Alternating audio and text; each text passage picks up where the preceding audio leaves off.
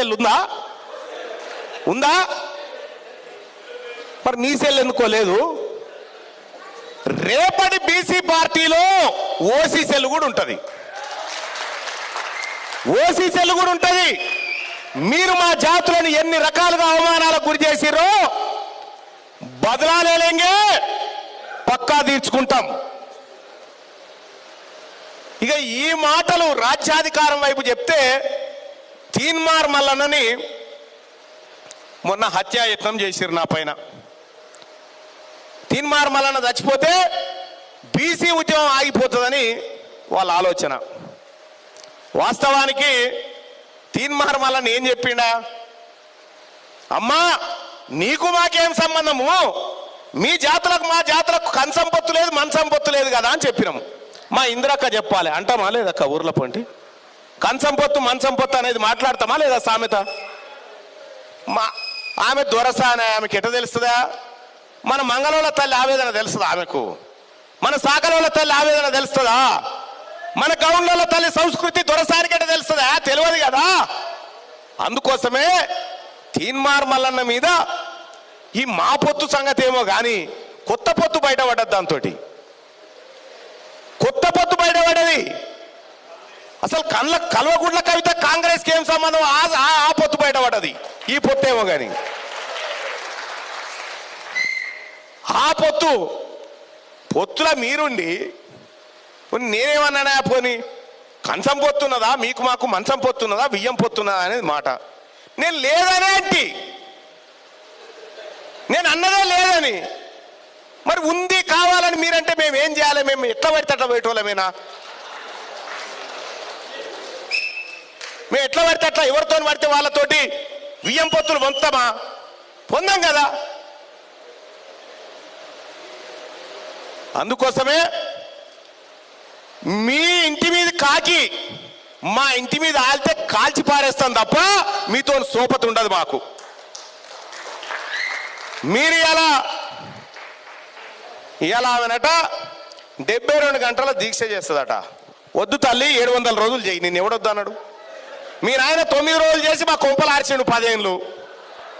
ఇప్పుడు నువ్వు 72 గంటలు నువ్వు కొంపలు ఆర్దామని దిగుతా ఉన్నావు. దయచేసి కల్వకుంట్ల కవిత గారు మా బీసీ జేఏసీ తరఫున చెప్తా ఉన్నాం, మా ఆడబిడ్డలు అందరి తరఫున చెప్తా ఉన్నాం. కనీసం ఒక 17 రోజులన్నా దీక్ష చేయి తల్లి. తిండి తినకుండా నీళ్ళు తాగకుండా చేయాలి. మా బత్తల సిద్ధాంత చేసిన చూడు గట్ల చేయాలి నిజాయితీగా.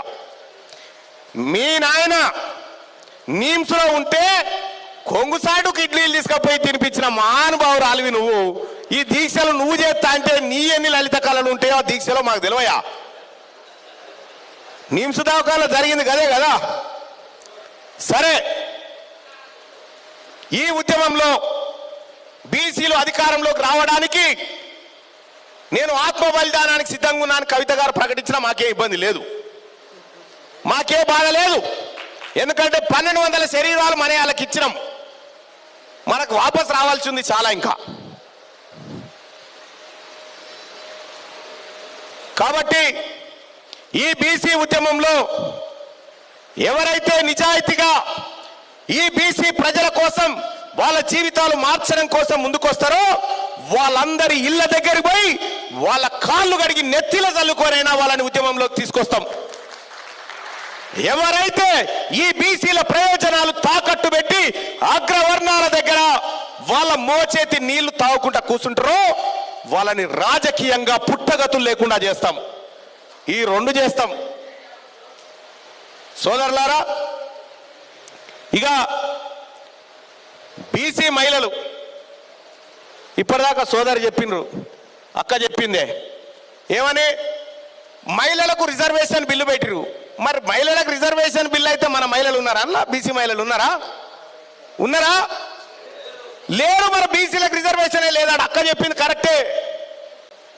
ఈ వేదిక నుంచి డిమాండ్ చేస్తా ఉన్నాం, 2026లో రాబోతున్నటువంటి మహిళా రిజర్వేషన్ బిల్ ఏదైతే చట్టసభల్లో ఉందో దాంట్లో బీసీల వాటా బీసీలకు తేల్చాల్సిందే, బీసీ ఆడబిడ్డలకు కూడా అందులో వాటా దక్కాల్సిందే అని చెప్పి ఈ సందర్భంగా డిమాండ్ చేస్తా ఉన్నాం. అలాగే జూబ్లీ హిల్స్ ఉప ఎన్నిక వస్తుందని చెప్పి మన చారన్న చెప్పిపాయే. జూబ్లీ హిల్స్ ఉప ఎన్నిక కోసం వాళ్ళేమో అభ్యర్థి వేటలో ఉన్నారు, మనమేమో వడపోతలో ఉన్నాం గంతే. మన దగ్గర ఉన్న అభ్యర్థులను వడపోస్తున్నాము, వాళ్ళేమో వేటకాడు ఉన్నారు ఎవరిని పెడదామని. ఈ జూబ్లీ హిల్స్ బై ఎలక్షన్ లో బీసీ జేఏసీ పోటీ చేస్తా ఉంది. అలాగే లోకల్ బాడీ ఎన్నికల్లో బీసీ జేఏసీ కూడా అభ్యర్థులు పోటీలోకి దిగబోతా ఉన్నారు. ఖచ్చితంగా ఈ తెలంగాణ రాష్ట్రాన్ని 2028 నాటికి మన గుప్పిట్లోకి ఈ బీసీల చేతిల్లోకి తీసుకురావడమే మన అంతిమ లక్ష్యం అనేది మీ అందరికి గుర్తు చేస్తా ఉన్నా సోదరులారా. ఇక అలాగే మనకు చాలా పని ఉందా, మనకు చాలా పని ఉంది. నాగార్జున సాగర్ లో ఓ పటువ కొండన్న, ఓ పటువ చూడు. ఓ పటువ చూస్తే ఆ పటువనే తలగోరి కావాలి వాళ్లకు, వాళ్ళ రాజకీయ సమాధులకు. ఆ రకంగా మనకు పనులు ఎక్కడికక్కడ ఉన్నాయి. రేపొద్దున ఇదే సూర్యాపేట నియోజకవర్గంలో మన బిడ్డ వట్టె జానయ్య యాదవ్ గర్జించి సింహం లెక్క రేపొద్దున ఆ జిల్లాను కూడా కదిలించబోతా ఉన్నాం. ఇవాళ తెలంగాణ రాష్ట్రంలో ఉన్నటువంటి పలు జిల్లాలకు ప్రతి మారుమూల గ్రామానికి కూడా బీసీ జేఏసీ ఇలా విస్తరిస్తా ఉంది. ఎక్కడికక్కడ ప్రజలంతా తండోపతండాలుగా ముందుకొస్తా ఉన్నారు, ముందు వరుసలో ఉన్నారు.